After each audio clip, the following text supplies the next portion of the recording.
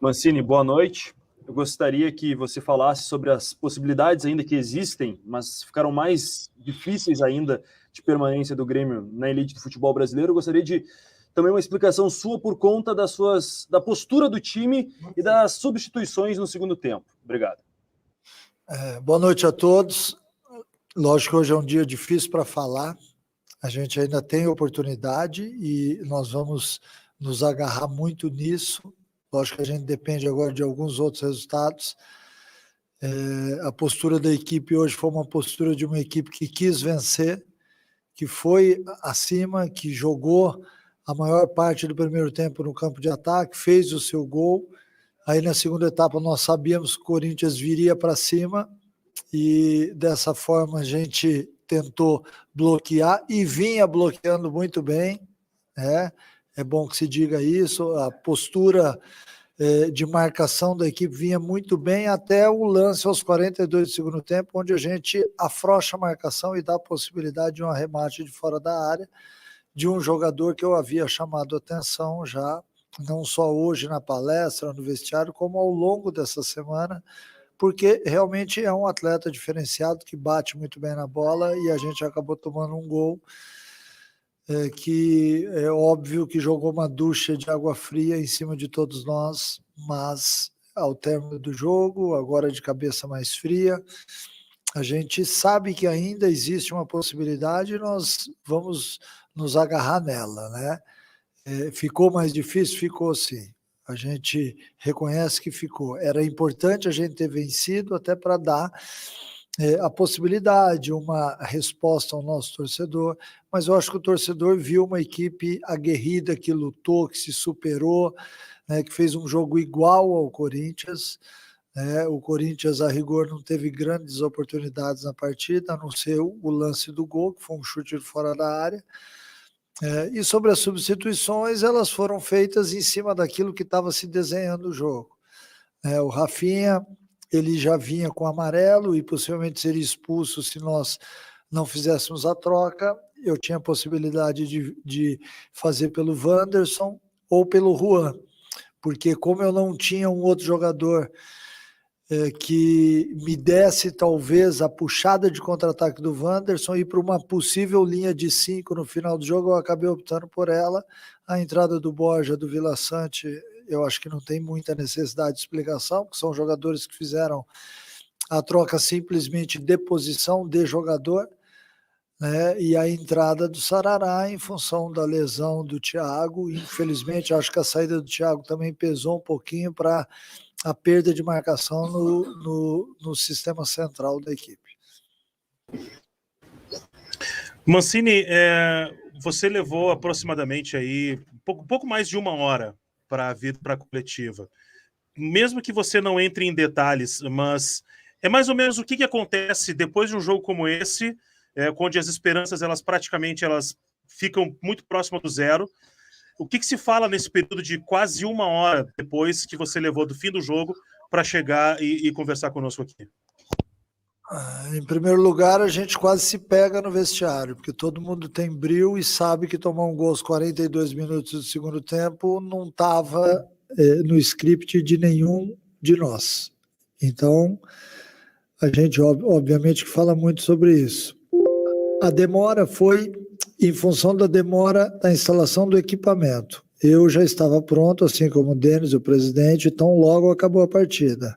A gente fez a oração como normalmente a gente faz, e aí houve uma demora na instalação do equipamento. Por isso é que nós viemos depois de uma hora, mas todos nós estávamos já prontos. Eu ainda estou com a roupa do jogo, né? E não teve outra coisa senão isso. Agora, um vestiário de um jogo onde você vem ganhando e toma o gol aos 42 minutos do segundo tempo, é óbvio que é um vestiário de muita cobrança, de todos nós, porque isso existe muito forte dentro do Grêmio, é bom que se diga, mas também de chateação, em função de você ter quase alcançado aquilo que era o seu objetivo. Então é natural que todos nós, neste momento agora, estejamos chateados, mas enquanto há esperança, a gente vai lutar. Se essa esperança vai durar 24 horas ou 72, não sei, a gente está agarrado ainda nisso, porque ainda faltam jogos dessa rodada e dependendo do resultado, o Grêmio ainda tem chance. Eu não acho que está próximo do zero, não. Chance é chance. A chance de você vencer uma partida, ela existe e ela não vai de 0 a 100. A chance é a chance. E eu acredito muito nisso ainda. Mancini, algumas avaliações dão conta de que você teria recuado demais o time, que você acabou chamando o Corinthians para cima. Você concorda com isso?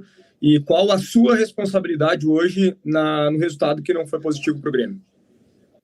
Eu não concordo com isso, porque o Corinthians não deu um chute a gol no segundo tempo. Deu só um com o William, logo no comecinho do segundo tempo. E se nós tivéssemos recuado tanto assim, do jeito que você entonou na sua pergunta, a gente teria sido massacrado. E nós não sofremos. O Chapecó fez uma defesa no segundo tempo. Então não houve isso. Houve sim uma estratégia e a vontade de um time que precisa do resultado em se defender, porque sabia naquele momento que o Corinthians já estava sem volantes, o Silvinho recuou o Juliano e o Renato Augusto, e por isso a gente sabia que o cérebro da equipe do Corinthians estava atrás da nossa linha de marcação, ou à frente da nossa linha de marcação. Então por isso que nós tentamos e quase conseguimos. E aí eu tenho que escutar uma pergunta, faltando 3 minutos. Você está, na verdade, analisando o resultado, e eu não posso analisar o resultado. Eu vi uma equipe que lutou, que brigou, que honrou a camisa do Grêmio, que tomou um gol aos 42 num chute de fora da área, que é óbvio que qualquer goleiro teria muita dificuldade em defender. Então, entre analisar o resultado, eu prefiro ficar com a minha consciência de que nós fizemos uma marcação muito bem feita, que só foi vazado por um chute de fora da área. Mancini, sobre analisar resultado, talvez o Bruno tenha perguntado isso, porque você mesmo, na última entrevista coletiva, falou sobre a necessidade de pensar em resultado, até independente da forma como fosse conquistar aqui em São Paulo, o resultado era o que interessava. E ainda dentro dessa ideia de ter um Grêmio um pouco mais recuado, o melhor momento do Grêmio foi propondo, foi atacando a equipe do Corinthians, inclusive com linhas altas. O recuo das linhas foi algo discutido com os jogadores, e o fato do Corinthians ter um volante a menos, estar apenas com um jogador na marcação, não poder ter sido melhor explorado pelo Grêmio? Vamos lá agora. Eu gostaria que você entrasse novamente na sua pergunta aí, entrasse novamente ao vivo e me dissesse quem que eu poderia colocar no lugar do Campaz. Você teve o Alisson e já utilizou por ali. O Alisson está há 4 dias em possibilidade de treinar. E o Alisson não é meia. Mas você já usou ali? Eu já usei, assim como eu já usei o Vila Sante também.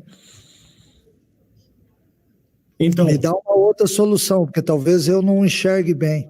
Não, é que o meu papel é perguntar, Mancini. E por isso o meu é responder, mas então você perguntando, eu tenho o direito de responder e também tenho o direito de te perguntar qual seria essa mágica que eu não enxerguei, porque olhando para o meu banco de reservas, eu sabia muito bem quais eram os atletas que ali estavam.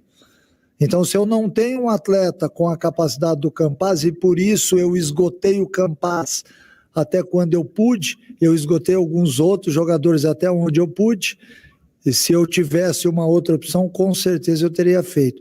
Agora, se a gente tivesse ganho de 1-0, a tua pergunta não seria essa, Matheus. Eu sei disso, e você também sabe disso. O recuo das linhas foi estratégia?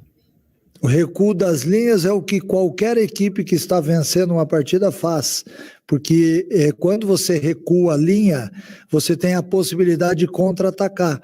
Nós teríamos um bom contra-ataque quase no final do jogo, uma saída e uma opção errada do nosso atacante, que talvez fosse uma opção interessante de contra-ataque, e por isso a utilização do Wanderson naquela situação. O Mancini, você falou, né, de depender de resultados, né, dessa segunda-feira. Como é que o Grêmio vai viver essa segunda-feira e a gente pode projetar o 2022 do Wagner Mancini no Grêmio? A gente não pode falar de 2022 ainda, né? Eu até gostaria, mas a gente ainda não pode falar porque nós temos ainda um jogo a disputar. A segunda-feira será uma segunda-feira um pouco diferente, a gente vai ter que assistir os jogos, e eu recentemente falei aqui numa entrevista minha que é muito difícil quando você tem que torcer para alguém, que eu focaria nos jogos do Grêmio, no desempenho do Grêmio, mas amanhã nós vamos ter que optar por um ou por outro, né? Nós sabemos da importância que tem 2 vitórias dos nossos concorrentes, né? Eles não podem somar pontos para que a gente possa chegar na quinta-feira ainda com possibilidades. E é o que nós acreditamos. A partir de agora, a gente tem que agir dessa forma, pensar, analisar, assistir os jogos, torcer para que esses 2 resultados aconteçam, e aí quinta-feira a gente entra numa outra situação. Aí será uma briga de 4 equipes para 2 vagas. Boa noite.